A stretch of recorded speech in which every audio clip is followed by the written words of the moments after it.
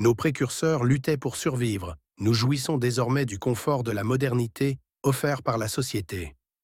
Aujourd'hui, nous verrons comment le confort moderne affecte notre perception du mérite comparé aux luttes de nos ancêtres.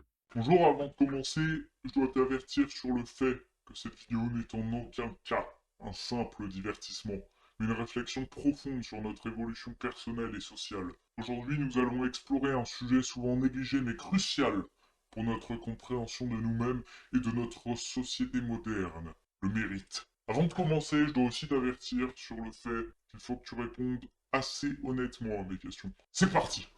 Dans un premier temps, dans la société, donc premièrement, dans la société, la majorité des gens, on va pas mentir, ne se développent pas. Je vais te poser une question, et évidemment, tu vas répondre très honnêtement. Est-ce que tu penses réellement que la plupart des gens mangent, je sais pas, par exemple, des légumes, des viandes de qualité, d'assez bonne qualité en tout cas pour que ce soit plus bon pour eux, en tout cas pour la viande, que mauvais? Ou est-ce que tu penses que ces gens font du sport assez régulièrement pour être en bonne, voire excellente santé? Puis, la vie humaine d'avant. Qu'on a vraiment un grand contraste entre survie et vie. Aujourd'hui, on ne survit plus. C'est fini. Aujourd'hui, on vit. J'ai une question à te poser. Je pense que nos ancêtres buvaient du lait de soja. Bon, ça, on y reviendra quand j'aurai plus d'abos. Je veux vraiment diffuser mes messages, et là, ça servira pas à grand chose. Je pense vraiment que nos ancêtres avaient des Lidl, Leclerc ou Intermarché pour aller chasser. Ou est-ce que tu penses qu'ils étaient là avec leur téléphone à scroller sur TikTok? Est-ce que tu penses vraiment que leur cerveau était genre construit pour ça? On descend c'est littéralement nos ancêtres, donc on a à peu près le même cerveau, je pense. Il y a une araignée, là, je vais la buter.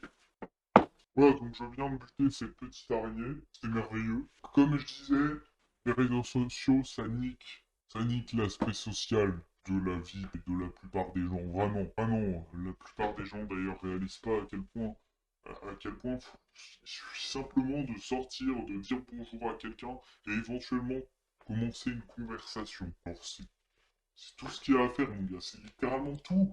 T'as pas besoin de réseaux sociaux, non, mais tu vas dans ta rue, il y a plein de gens, tu peux aller leur parler, tu peux socialiser. Bref, continuons. Sur le confort qu'on n'est pas censé avoir. Tu vois, tout ce qui est électricité, en vrai, nos ancêtres n'en avaient pas besoin. Et tu penses vraiment qu'on mérite, je sais pas moi, de se mater en findings de Feldup à table? Bref, toutes ces questions pour que tu puisses avoir une seconde chance. Et cette seconde chance, c'est pas n'importe qui te l'offre. Cette personne, c'est toi. Demande-toi, qu'est-ce que les gens normaux ne font pas? Ainsi, tu auras une espèce de roadmap de ta vie, littéralement. Genre, c'est vraiment un truc que tu peux appliquer tout le temps, que ce soit dans le sport, en mode est-ce que la plupart des gens abandonneraient là ou pas? Donc, du coup, t'abandonnes pas, tu vas tout droit.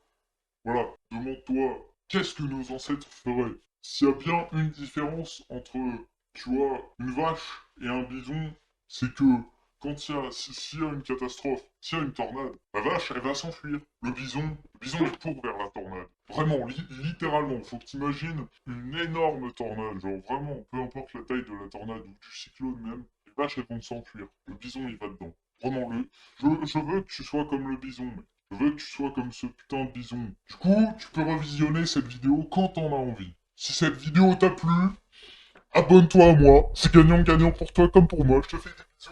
Plus